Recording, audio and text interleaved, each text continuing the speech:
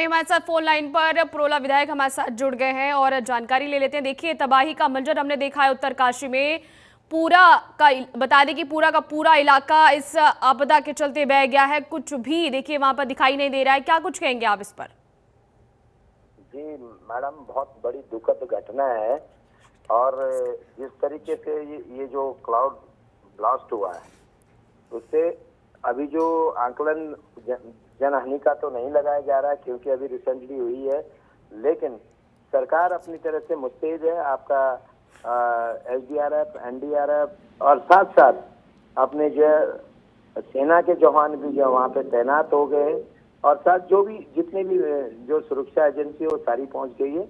और माननीय मुख्यमंत्री जी इसको खुद ही जो है इसकी निगरानी कर रहे हैं। चीफ सेक्रेटरी साहब इसको जो है निगरानी कर रहे हैं। बंदो गढ़वाल कमिश्नर तमाम और जिलाधिकारी जो है अपने जो है घटना स्थल के लिए पहुंच चुके हैं।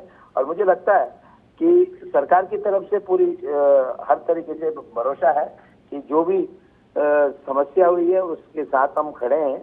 और मैं आपको ये आश्वस्त करता हूं कि जो पीड़ित है उनके इस दुख की घड़ी में सभी सरकार भी और जो लोकल जनमानस है वो भी उनके साथ खड़े हैं। लेकिन इस घटना की तो बयान नहीं किया जा सकता।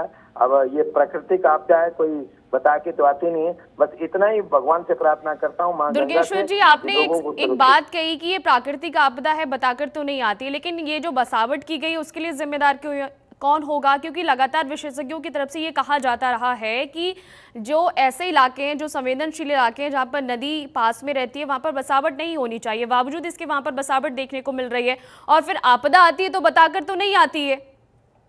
एग्जैक्टली, मैं इस बात को जो अभी क्योंकि ये दुख की घड़ी है इसमें कोई बयानबाजी करना ठीक नहीं, लेकिन ये लगता है कि हम लोगों को ऐसी आपदाओं से, प्राकृतिक आपदाओं से जो है सबक लेनी चाहिए। खास करके नदी और गदेरों के आसपास जो है बसावटें ये ठीक नहीं है। कई बार क्या होता है कि सरकार नहीं कहती थी कि आप यहाँ पे जो है आप बसावटें कीजिए।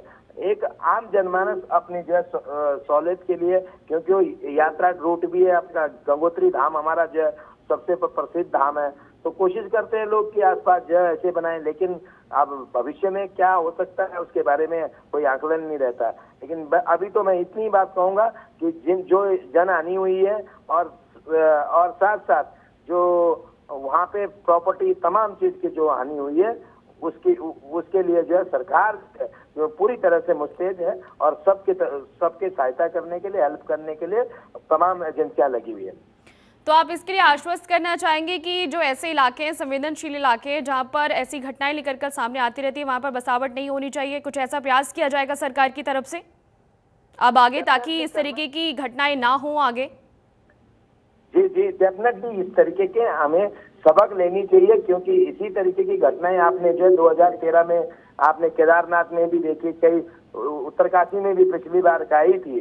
तो इन चीजों से हमको सबक तो लेनी चाहिए, क्योंकि वी आर द ह्यूमन नहीं। हम लोगों को इस चीज को समझना चाहिए कि जो गदेरों के और नदी के किनारे तमाम ऐसी जगह है संवेदनशील रहती है, तो वहाँ पे बसावटें जो है अवॉइड करनी चाहिए।